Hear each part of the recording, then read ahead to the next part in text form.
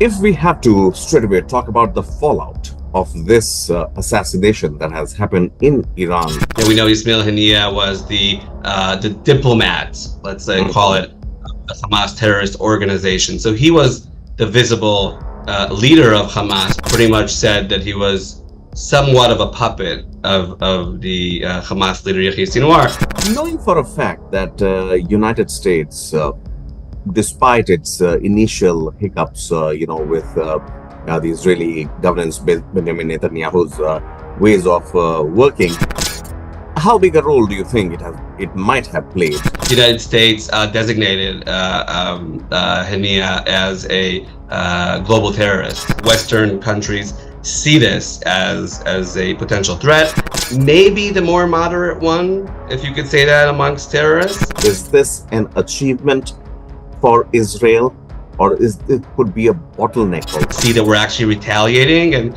getting to every single one of those responsible. Hello and welcome to this special broadcast on Oneindia. We woke up to the news of Hamas chief Ismail Haniyeh being assassinated in Iran when he was there to attend a government function, the inauguration of the new president. And now to discuss the matters further, what does it mean for Israel? What does it mean for the rest of the world, especially Iran too? Zvika Klein joins us from Jerusalem. He is the editor-in-chief of the Jerusalem Post.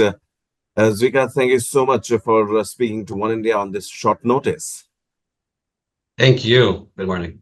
Zvika, I presume, there's no doubt that it's a busy morning out there in Jerusalem as well. If we have to straight away talk about the fallout of this assassination that has happened in Iran, obviously, Israel will be seen through a prism of the one who carried out the attack. What does it mean, and what are the fallouts possibly? Right. So first of all, Israel didn't yet or will ever, I don't know, actually say that they were the ones that pulled out this attack. Just speaking to different defense experts, there were different assumptions, as well as it being the United States. Or even the head of Hamas, Yahya Sinwar, as someone that maybe did not agree with his views. We know Ismail Haniyeh was the diplomat, let's say, call it a Hamas terrorist organization. So he was the visible leader of Hamas, but he wasn't actually the one making the decisions. So though he was at all the negotiations for a ceasefire, hostage deal, but anyone who I have spoken to that has been in the room pretty much said that he was somewhat of a puppet of the Hamas leader Yahya Sinwar. And also, I think having the fact that he's public, as opposed to Yahya Sinwar, who is underground somewhere in Gaza, it makes him an easier target. Right, absolutely, definitely. There are thinking caps are already on that. Why would Hamas want to remove someone who was a public figure? He had grown up in Gaza, studied there, and was pretty much revered, and that's why he was in a position what he was. And Sinwar calling the shots, definitely. You're right, Zvika.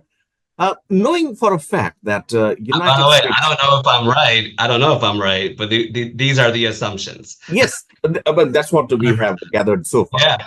Appreciate what's there. Knowing for a fact that United States, despite its initial hiccups, with the Israeli governance, Benjamin Netanyahu's ways of working, how big a role do you think it might have played in this attempt also? Because the United States is going to elections also. There is a war going on in Russia as well. So Russia can't come to rescue of Iran or say Hezbollah. And US can't risk its chances of doing such a step at this point of time. Right. So first of all, it's important to mention, as you pretty much kind of said, so the United States designated Haniyeh as a global terrorist by the United States government. So, he definitely is on many lists, not only on the list of Israel, since Hamas is a terrorist organization. So many, Western countries see this as a potential threat. There are many implications also, even before the American side.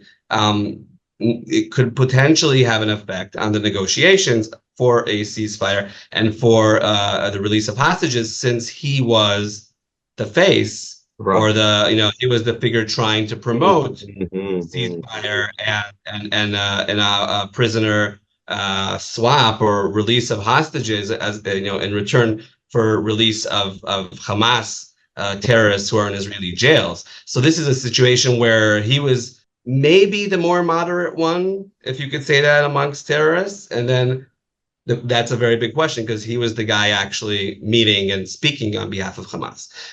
When it comes to America, I think this is pretty much a bipartisan issue. I would hope to say so, since the United States, as you said, despite the hiccups here and there, both Republican and Democratic parties are against Hamas. It's not even a question. Obviously, there's a fringe, extreme part of the Democratic Party who kind of supports them, though they are a terrorist organization. So, I mean, it may have like the extremes speak up, but I think in general, I think it's when it comes to political angle, I think it will be okay. The question is really administration, right? So how the Biden administration sees this. Did they support it? Did they know about it? Right?